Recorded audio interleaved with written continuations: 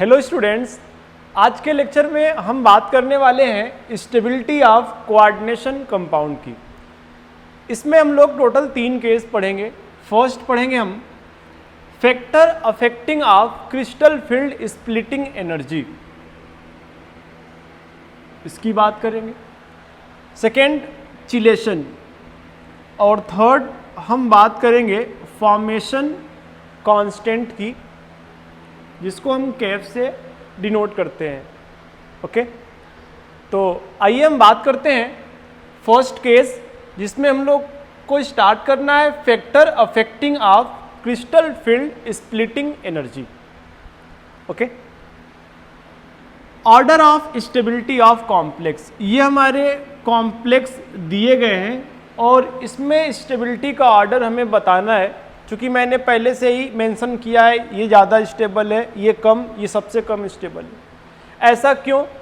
तो आइए इसी को हमें समझना है काफ़ी डिटेल में, जो कि बहुत इम्पॉर्टेंट है।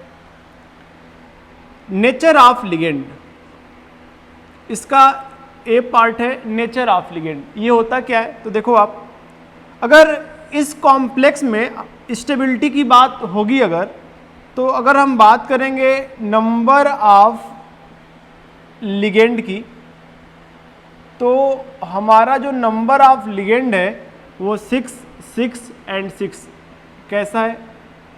सेम है। ओके, फिर इसके बाद हम बात करेंगे सेकेंड पॉइंट, इसमें हम oxidation state of metal cation, जो हमारा सेंट्रल मेटल एटम है उसके ऑक्सीडेशन स्टेट की। तो सेंट्रल मेटल एटम हमारा आयरन है और इसका ऑक्सीडेशन स्टेट यहाँ पर +3, यहाँ पर भी +3, यहाँ पर भी +3, जो कि क्या है? सेम है। थर्ड हम बात करेंगे इसमें टाइप ऑफ केटायन की। तो देखिए यहाँ पर भी जो केटायन है हमारा आयरन है, यहाँ पर भी आयरन है, यहाँ पर भी आयरन है, मीन्स क्या है? तीनों में सेम है। तो नंबर ऑफ लिगेंड भी सेम है, मेटल केटायन का ऑक्सीडेशन स्टेट भी सेम है, और टाइप ऑफ केटायन तीनों में कैसे हैं? सेम है। Then stability decided by nature of ligand. तो याद रखना, अगर ये तीनों सेम हो जाए तो फोर्थ फैक्टर लगाएंगे, वो होगा हमारा nature of ligand. Nature of ligand से इनकी स्टेबिलिटी हम डिसाइड करेंगे। और कहने का मतलब ये है, अगर लिगेंड का नेचर, मैंने बताया है आपको strong field ligand, weak field ligand के बारे में, तो अगर आपका स्ट्रॉन्ग फील्ड लिगेंड आएगा तो ये स्टेबिलिटी को बढ़ा देगा। तो क्लियर कट, लिगेंड की जो इलेक्ट्रॉन डोनेटिंग एबिलिटी है वो इंक्रीज करेगी, तो कह सकते हैं वो स्ट्रॉन्ग फील्ड लिगेंड है। और जितना ज़्यादा उतना ज़्यादा स्ट्रॉन्ग फील्ड लिगेंड और उतना ज़्यादा उस कॉम्प्लेक्स की स्टेबिलिटी। तो यहाँ पर Cn है, यहाँ पर NO2 है और यहाँ पर NH3 है। मैंने आपको स्पेक्ट्रोकेमिकल सीरीज में strong field ligand, weak field ligand के बारे में डिटेल में बताया था। और अगर ऑर्डर देखेंगे स्ट्रॉन्ग फील्ड लिगेंड की, तो सबसे ज़्यादा स्ट्रॉन्ग Cn होता है, इससे कम NO2 होता है, और इसमें सबसे कम इन दोनों के कंपेयर में NH3 होगा। तो ये स्ट्रांग होने के कारण सबसे ज़्यादा स्टेबल, फिर इससे कम स्टेबल और ये सबसे कम स्टेबल। इसीलिए हमने यहाँ पर जो है आपका पॉइंट मेंशन किया था नेचर ऑफ लिगेंड। तो ये कॉम्प्लेक्स की स्टेबिलिटी हम जो है लिगेंड के नेचर से डिसाइड कर रहे हैं, राइट। अब देखिए हम बात करते हैं अगले एग्जाम्पल की। हमने इसमें 2 कॉम्प्लेक्स दे रखा है और इसमें स्टेबिलिटी हमें डिसाइड करनी है किसकी ज़्यादा होगी। और चूंकि हमने इसमें स्टेबिलिटी भी मेंशन कर रखा है कि इस कॉम्प्लेक्स की स्टेबिलिटी हमारी ज़्यादा होगी। अब हम देखते हैं कि इस कॉम्प्लेक्स की स्टेबिलिटी ज़्यादा कैसे होगी। तो देखिए अगर हम इसमें बात करेंगे नेचर ऑफ लिगेंड की, तो नेचर ऑफ लिगेंड यहाँ पर भी Cn और यहाँ पर भी Cn दोनों सेम, तो नेचर ऑफ लिगेंड कैसा होगा, सेम होगा। अब देखिए अगर हम बात करेंगे यहाँ पर इसके बाद टाइप ऑफ मेटल केटायन, तो टाइप ऑफ मेटल केटायन की अगर बात करेंगे तो यहाँ पर भी आपका Fe है और यहाँ पर भी आपका सेंट्रल मेटल Fe है, तो दोनों में हमारे आयरन मिल रहे हैं, तो हमारा टाइप ऑफ मेटल केटायन जो है वो कैसा है, सेम है। अब इसके बाद नेक्स्ट हम बात करते हैं नंबर ऑफ लिगेंड की। अब देखिए यहाँ पर भी 6 टाइम्स हैं और यहाँ पर भी 6 टाइम्स हैं, तो नंबर ऑफ लिगेंड कैसा है, सेम है।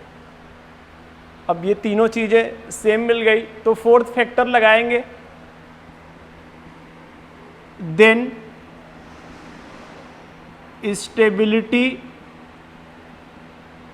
Decided by oxidation state of metal cation. Okay, कहने का मतलब जो हमारा सेंट्रल मेटल एटम है उस पे पॉजिटिव का ऑक्सीडेशन स्टेट जितना ज़्यादा होगा उतना ज़्यादा कॉम्प्लेक्स की स्टेबिलिटी होगी। तो यहाँ पर जो हमारा Fe है इस पर ऑक्सीडेशन स्टेट जो होगा प्लस का 3 होगा और यहाँ पर जो है इस पर ऑक्सीडेशन स्टेट इसका प्लस का 2 होगा, तो यहाँ पर इस कॉम्प्लेक्स की स्टेबिलिटी इस कॉम्प्लेक्स से कंपेयर में ज़्यादा होगी। तो याद रखना आप, पॉजिटिव का ऑक्सीडेशन स्टेट अगर सेंट्रल मेटल एटम पर इंक्रीज करेगा तो फिर सेंट्रल मेटल एटम की स्टेबिलिटी इंक्रीज करेगी। अब बात करते हैं ऐसा होता क्यों है। तो देखिए यहाँ पर जो Fe है इसके ऊपर प्लस का 3 ऑक्सीडेशन स्टेट, तो इसका साइज जो है वो छोटा हो गया, क्योंकि हमें पता है ऑक्सीडेशन स्टेट प्लस का इंक्रीज करता है तो हमारा जो सिस्टम है उसका जो साइज है छोटा हो जाता है। ठीक, इसके कंपेयर में इस पे प्लस का 2 है तो इसका साइज जो है इसके कंपेयर में ज़्यादा होगा। अब देखिए साइज छोटा होने के कारण इसकी जेड इफेक्टिव ज़्यादा होगी और साइज इसके कंपेयर में इसकी बड़ा होने के कारण इसकी जेड इफेक्टिव जो है वो कम होगी। अब यहाँ पर जब लिगेंड आएगा तो जेड इफेक्टिव ज़्यादा होने के कारण यहाँ पर रिपल्सन जो है वो बढ़ जाएगा और यहाँ पर जब लिगेंड आएगा तो जेड इफेक्टिव कम होने के कारण रिपल्सन जो है वो घट जाएगा। तो यहाँ पर रिपल्सन बढ़ जाएगा तो यहाँ पर स्प्लिटिंग बढ़ जाएगी, तो यहाँ पर CFSC crystal field splitting energy ज़्यादा होगी और यहाँ पर रिपल्सन इसके कंपेयर में कम होगा, तो यहाँ पर CFSC means crystal field splitting energy जो होगा वो कम होगा। तो हम कह सकते हैं इसकी CFSC ज़्यादा होने के कारण ये ज़्यादा स्टेबल है और इसके कंपेयर में ये कम स्टेबल है। ओके, आइए हम बात करते हैं नेक्स्ट एग्जाम्पल की। हमारा कॉम्प्लेक्स दिया गया है और इसमें हमें स्टेबिलिटी बतानी है और मैंने स्टेबिलिटी मेंशन कर दिया है इस कॉम्प्लेक्स के कंपेयर में इसकी ज़्यादा। अब बात होती है कि इसकी स्टेबिलिटी ज़्यादा क्यों है और कैसे है, तो आइए यहाँ देखते हैं हम। अगर इसमें हम बात करेंगे नेचर ऑफ लिगेंड की, तो नेचर ऑफ लिगेंड हमारे कैसे होंगे, तो यहाँ पर भी Cl यहाँ पर भी Cl, तो सेम Cl दोनों की नेचर सेम होगी। अब हम बात करते हैं यहाँ पर ऑक्सीडेशन स्टेट ऑफ केटायन को, चाहे मेटल केटायन को एक ही बात है। तो ऑक्सीडेशन स्टेट की, तो यहाँ पर भी निकिल पर +2 आएगा और यहाँ पर भी निकिल के ऊपर +2 आएगा, मतलब कैसा है, सेम। ओके, फिर हम बात करेंगे अगर यहाँ पर टाइप ऑफ केटायन, केटायन या फिर मेटल केटायन एक ही बात है। तो यहां पर भी निकिल है और यहां पर भी निकिल है, तो केटायन जो है हमारा सेम है।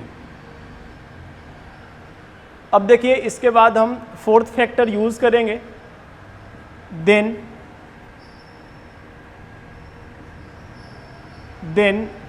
Stability decided by number of ligand.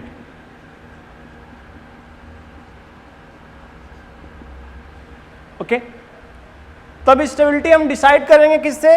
Number of ligand से। नंबर ऑफ लिगेंड जितना ज्यादा उतना ज्यादा कॉम्प्लेक्स स्टेबल। तो यहां पर नंबर ऑफ लिगेंड 4, यहां पर नंबर ऑफ लिगेंड 6, तो नंबर ऑफ लिगेंड ज्यादा तो इसकी स्टेबिलिटी ज्यादा। ऐसा मैंने आपको बताया, लेकिन याद रखना ये ऑलवेज ट्रू नहीं है, नॉट ऑलवेज ट्रू, ये हमेशा सत्य नहीं है। ओके, ये जो है फॉलो करता है स्पॉट रूल को, फॉलो स्पॉट रूल। अब कहेंगे कि सर ये स्पॉट रूल होता क्या है? तो देखिए ये हमारा की पॉइंट, हम बात करते हैं ज्योमेट्री ऑफ कॉम्प्लेक्स की। हमने 3 केस इसमें बताए, first square planar geometry, second octahedral और थर्ड हमने बताया टेट्राहेड्रल। 3 बताया। स्क्वायर प्लेनर में क्रिस्टल फील्ड स्प्लिटिंग एनर्जी सबसे ज्यादा मिलती थी, क्योंकि वहां पर गैप जो होता था वो ज्यादा होता था, तो सबसे ज्यादा डेल एसपी की स्टेबिलिटी। इसमें गैप इसके कंपेयर में कम, तो फिर इसकी स्टेबिलिटी, और इसमें जो है सबसे कम गैप, तो फिर इसकी स्टेबिलिटी। तो गैप ज्यादा होने के कारण सबसे ज्यादा ये स्टेबल, गैप थोड़ा कम होने के कारण फिर ये, और सबसे कम गैप होने के कारण सबसे ये लेस स्टेबल।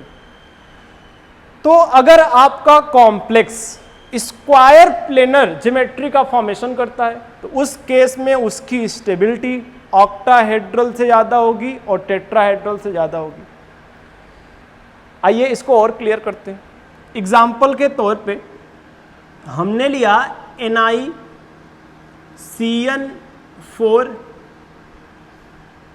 -2, यहां पर आएगा Ni पर +2, और यहां पर इस कॉम्प्लेक्स की जो ज्योमेट्री होगी हाइब्रिडाइजेशन DsP2 होगा, और ये हमारा कहलाएगा square planar, square planar formation करेगा।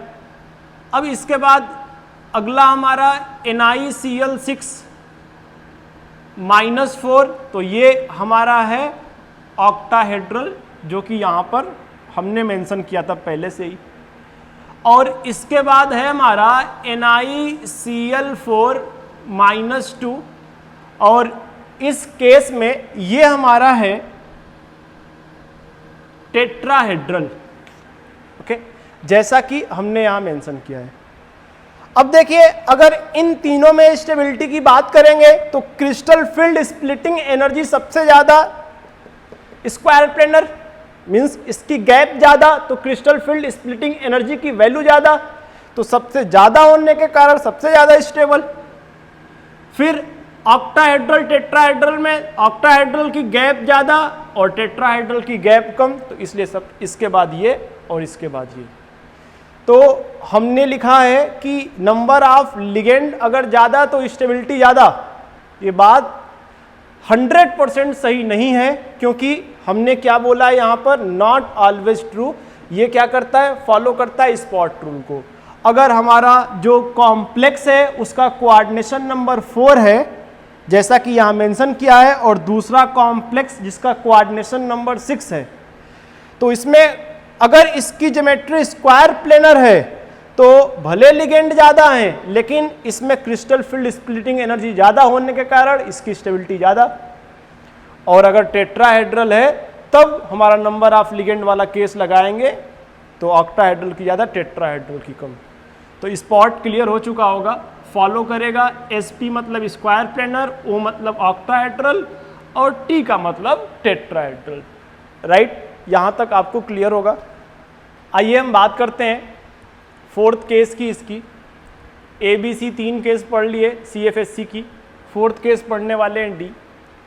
हमारे 3 कॉम्प्लेक्स दिए गए हैं और इसमें स्टेबिलिटी का ऑर्डर हमें पता करना है, तो हमने पहले से ही स्टेबिलिटी इनकी मेंशन कर रखी है। सबसे ज़्यादा ये स्टेबल, इससे कम ये, सबसे कम ये। अब हम बात करते हैं कि सबसे ज़्यादा स्टेबल ये क्यों है। आइए अब देखिए, अगर हम इसमें बात करेंगे तो ये बहुत ही इंपॉर्टेंट केस है हमारा, very very important. Z effective means effective nuclear charge. और ये होता क्या है, पीरियोडिक टेबल में काफ़ी डिटेल में पढ़ेंगे। तो Z effective of 3D series,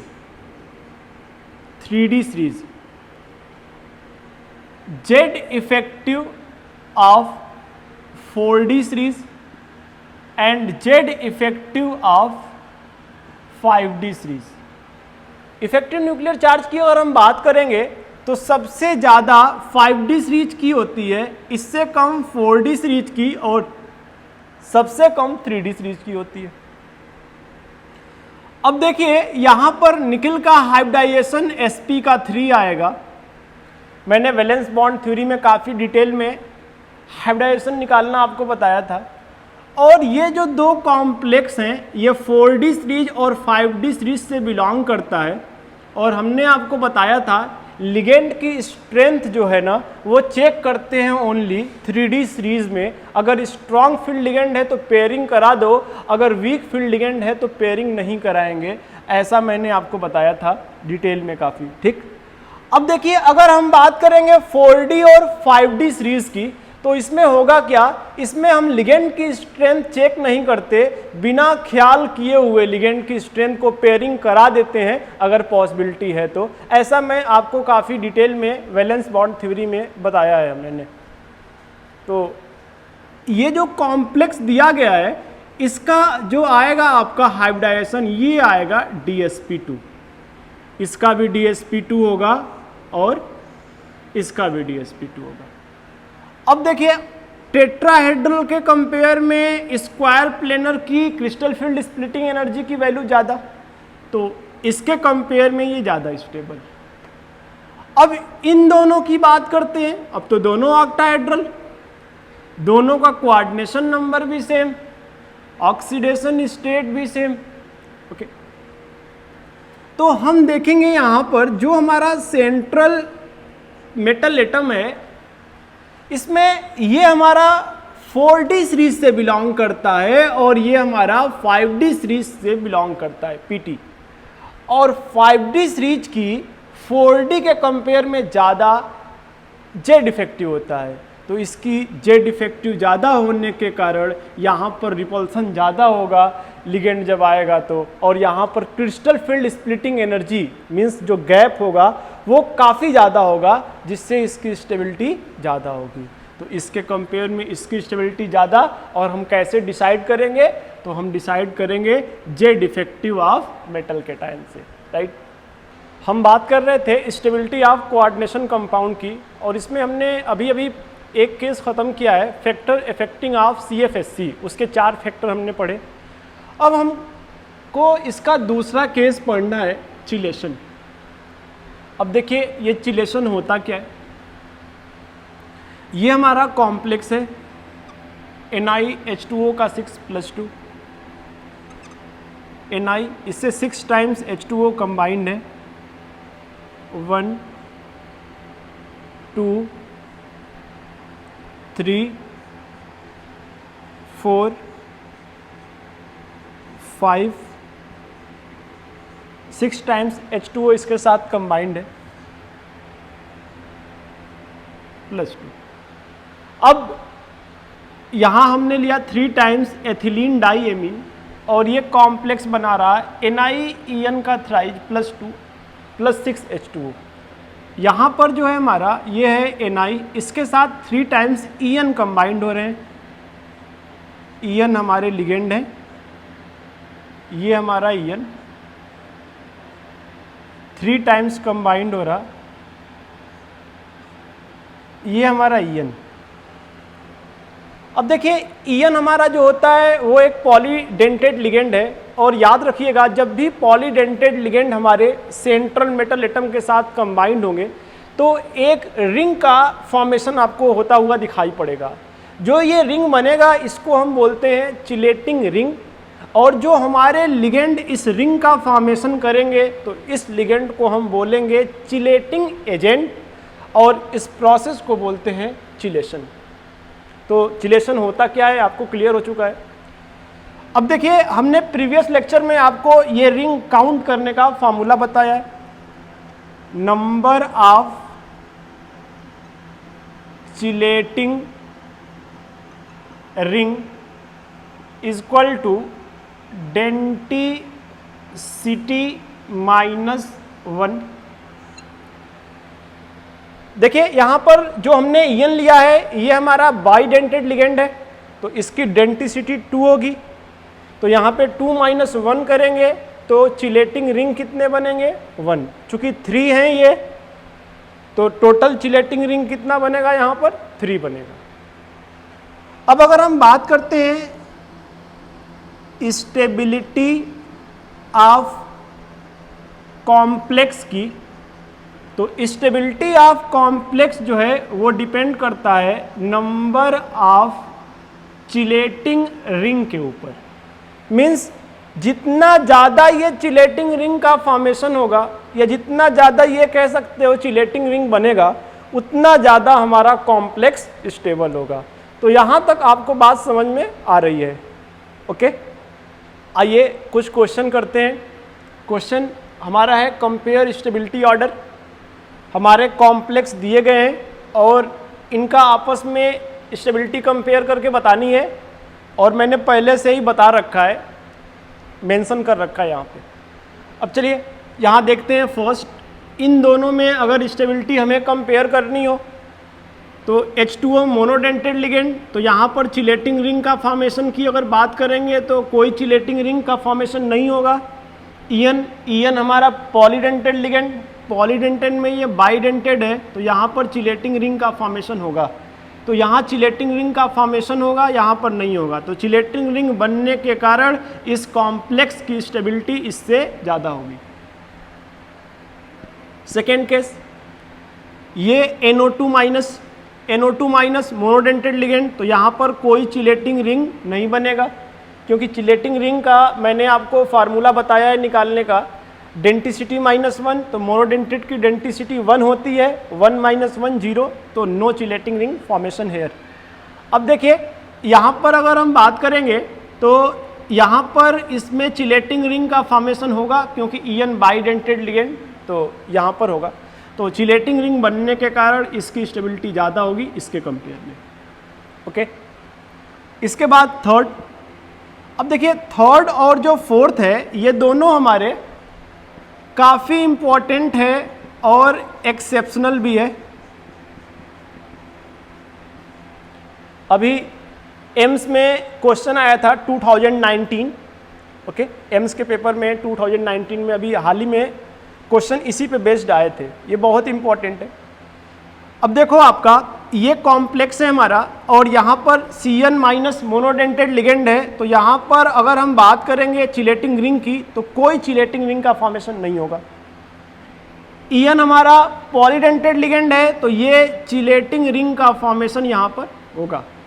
okay, तो अब यहाँ चिलेटिंग रिंग का फॉर्मेशन हो रहा है तो इसकी स्टेबिलिटी ज़्यादा होना चाहिए इससे, लेकिन ऐसा नहीं है, इसकी स्टेबिलिटी इससे ज़्यादा है। तो क्या कारण है?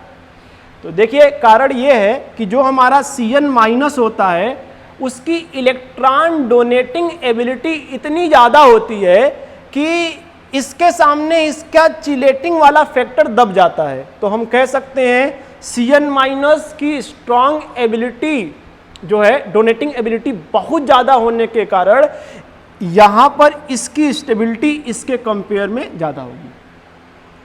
ठीक ऐसे ही यहाँ पर चिलेटिंग रिंग का फॉर्मेशन नहीं होगा, यहाँ चिलेटिंग रिंग का फॉर्मेशन होगा, क्योंकि ये ऑक्सिलेटो हमारा पॉलीडेंटेड लिगेंड, तो चिलेटिंग रिंग का फॉर्मेशन करेगा।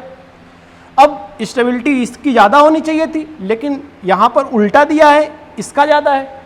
तो कारण क्या है? तो कारण जो है वही सेम बिल्कुल ये केस की तरह।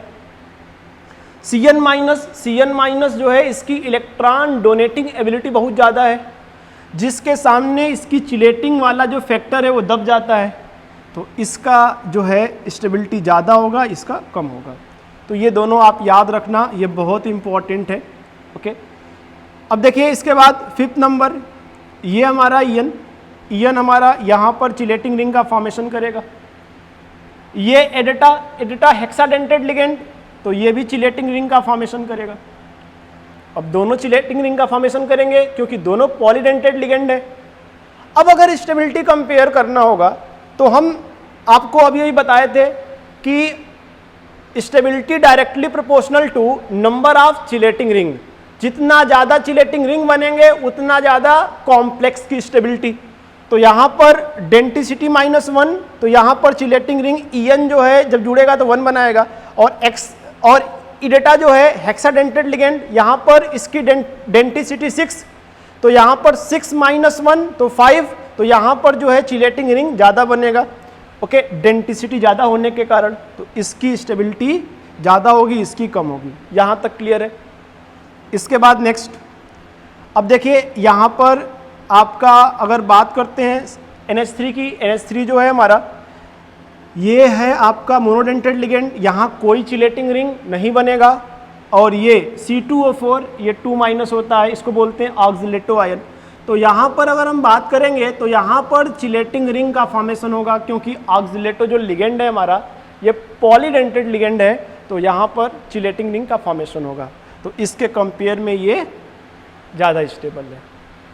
ओके, तो यहाँ तक क्लियर है आपको? आइए अब हम लास्ट केस की बात करते हैं, केस 3rd, फॉर्मेशन कांस्टेंट, जिसको हम कैप से इंडिकेट करते, या फिर इसको हम बोलते स्टेबिलिटी कांस्टेंट।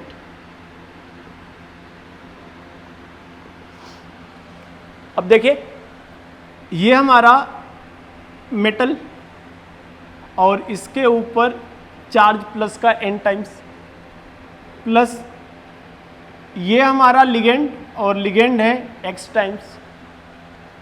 अब यहाँ पर ये फॉर्मेशन कर रहा है कॉम्प्लेक्स की, तो मेटल लिगेंड हमारा x टाइम्स है, और चार्ज जो है इस पर प्लस का n। ओके, तो मेटल लिगेंड के साथ कंबाइंड होकर कॉम्प्लेक्स का फॉर्मेशन कर रहा है। याद रखना, जितना ज़्यादा इस कॉम्प्लेक्स की स्टेबिलिटी होगी उतना ज़्यादा स्टेबिलिटी कांस्टेंट का वैल्यू होगा, कह सकते हैं उतना ज़्यादा फॉर्मेशन कांस्टेंट का वैल्यू होगा। ओके,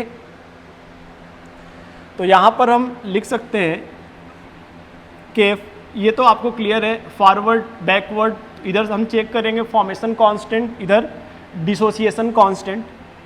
तो KF इक्वल टू यहाँ पर आपका हो जाएगा कंसंट्रेशन ऑफ मेटल, ये ligand, okay, by concentration of metal into concentration of ligand, और ये पावर में चला जाएगा पावर x। तो मैंने आपको बताया मेटल के साथ जब ये लिगेंड कंबाइंड होगा तो जितना ज़्यादा ये कॉम्प्लेक्स स्टेबल होगा, मींस लिगेंड मेटल के साथ कंबाइंड होके जितना ज़्यादा स्टेबल कॉम्प्लेक्स का फॉर्मेशन करेगा उतना ज़्यादा हमारा स्टेबिलिटी कांस्टेंट की वैल्यू होगी, जिसको हम बोल सकते हैं फॉर्मेशन कांस्टेंट के, उसकी वैल्यू उतनी ज़्यादा होगी। तो यहाँ तक क्लियर है आपको? तो यहाँ पर हम लिख सकते हैं KF directly proportional to stability and inversely proportional to K dissociation constant. तो यहाँ तक आपको क्लियर है। आइए इस पे बेस्ड एक क्वेश्चन करते हैं। क्वेश्चन है आपका,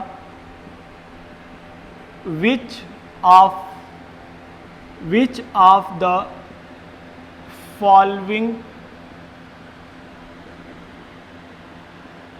complex has high kf value. Option दिए हैं इसका। फर्स्ट ऑप्शन है ए पार्ट, CO का थ्राइस +3। बी ऑप्शन है COCl6 -3। सी ऑप्शन है CONO2 6 -3 और डी ऑप्शन है CONH36 +3। तो 4 ऑप्शन हमारे दिए हैं और पूछ रहा है कि KF की वैल्यू ज़्यादा किसके लिए होगी। मैंने आपको बताया लिगेंड जब मेटल के साथ कंबाइंड होगा तो जितना ज़्यादा स्टेबल कॉम्प्लेक्स का फॉर्मेशन करेगा उतना ज़्यादा KF की वैल्यू। तो अब देखिए, ये मोनोडेंटेट, ये मोनोडेंटेट, ये मोनोडेंटेट, लेकिन ये पॉलीडेंटेट। पॉलीडेंटेट बनाएगा चिलेटिंग रिंग, और जब चिलेटिंग रिंग बनाएगा तो अभी अभी हम लोगों ने देखा है कि चिलेटिंग रिंग बनने के कारण कॉम्प्लेक्स की स्टेबिलिटी बढ़ जाती है। तो इन तीनों के कंपेयर में सबसे ज़्यादा स्टेबल कॉम्प्लेक्स ये होगा। तो फॉर्मेशन कांस्टेंट या बोल सकते हैं स्टेबिलिटी कांस्टेंट KF की वैल्यू इसके लिए सबसे ज़्यादा होगी, राइट। तो यहाँ तक हमने सारे केसेस देख लिए, ओके, स्टेबिलिटी ऑफ कॉम्प्लेक्स की। अब हम नेक्स्ट लेक्चर पे कलर की बात करेंगे, ओके। तो आज के लिए बस इतना ही।